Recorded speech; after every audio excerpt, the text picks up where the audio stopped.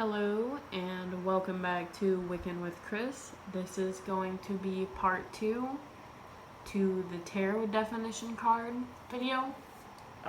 If you are only watching this video and haven't watched the first one is the whole first major arcana cards, and then I've also done the coin suit and the pentacle suit, and I got all the way up to the Three of Wands, so I will start off right now at the Four of Wands.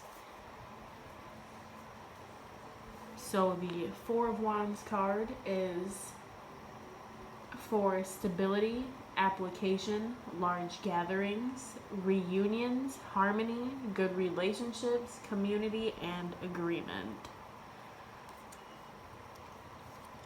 The Five of Wands is for conflict, change, confusion, chaos, fighting, competition, and struggle. The Six of Wands is basically the opposite. It's for cooperation, harmony, victory, success, celebration, and recognition.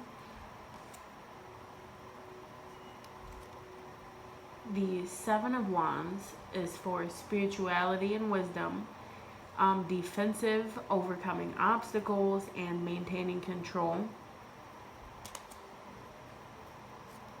The Eight of Wands is for action, change, rapid action, speed. It's a speed card.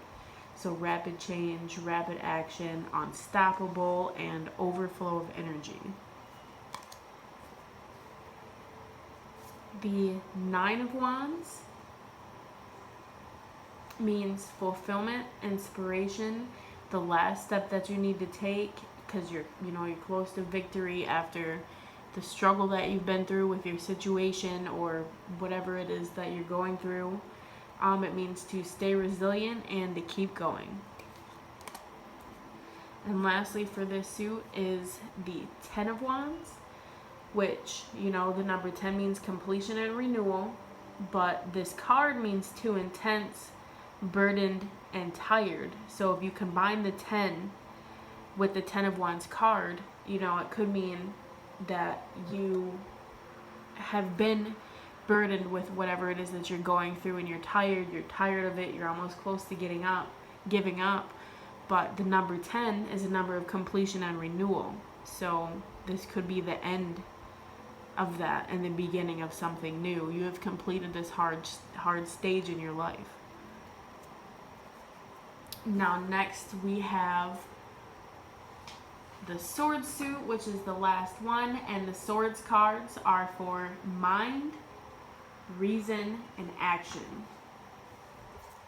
Now there's one specific card in here, I believe the Four of Swords, that I'm also going to put my perspective on, not just the book meaning. I have done my perspective on one other card, and it is on part 1 of the video, which this is part 2, so you would have to go watch the first one. But the King of Swords means decisions, judgment. He is stern, he can look through lies, and he is a pillar of strength. The Queen of Swords is cold-hearted. She's perceptive, analyzing, sharp of mind, yet organized. Definitely explains me. Next we have the Knight of Swords. Oops. Sorry about that, guys. Next we have the Knight of Swords, which means unhinged ambition, overwhelmed, and thinking things through. Let me focus this real quick. Next we have did I just call that the King and Queen of Wands? If I did, I'm sorry. It's the King and Queen of Swords that I just did. Next we have the Page of Swords, which means a new idea or adventure. You are eager, you're proud, attentive, and enthusiastic.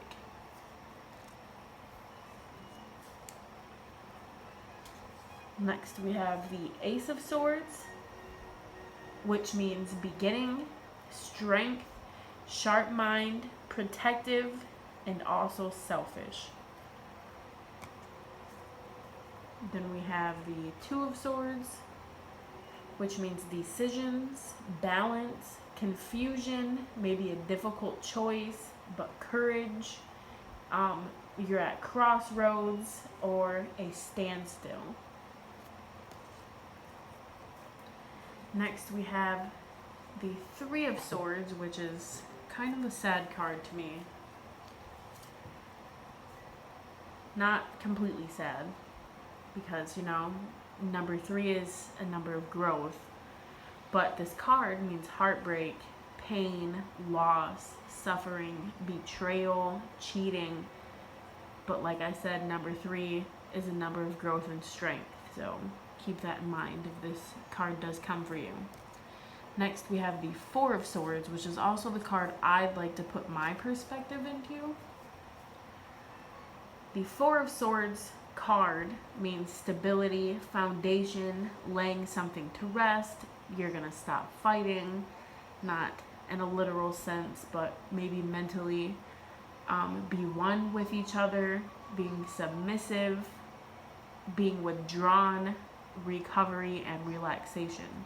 But you notice, I added the submissive part in there myself, because if you look in the pane of the glass, it is one person bowing down to another one. And while this person is laying down with his one sword, he's got the 3 hung up. So I think that maybe if you get this card, say you're doing a reading about you and somebody that you've been with that's difficult, and I believe if you pull this card about them, it could mean that they are going to lay their past difficultness to rest and just move forward with that one good trait that they have, and maybe they are going to start being submissive to you, or being what you need, or listening to you, or just something of that nature. And that's my perspective on it. Next we have the Five of Swords, which 5 is a number of change and conflict, and this card also means fighting, taking from somebody, being sneaky, and it also means isolation. The Six of Swords, I said 6 of cards. The Six of Swords means cooperation, harmony, transition, new life, and moving on. The Seven of Swords, 7's a number of spirituality and wisdom. This card means deceit, lying, dishonestness, stealing, hidden plans, and being blind to what's in front of you. The Eight of Swords, 8 being a number of action and change, but this card means trapped, being blinded, unclear, confused, and self-harm, as if maybe like you've done it to yourself. The Nine of Swords, 9 being a number of inspiration and fulfillment, but this card means overthinking, gloomy, exhaustion, anxiety, depression, and also self-inflicted.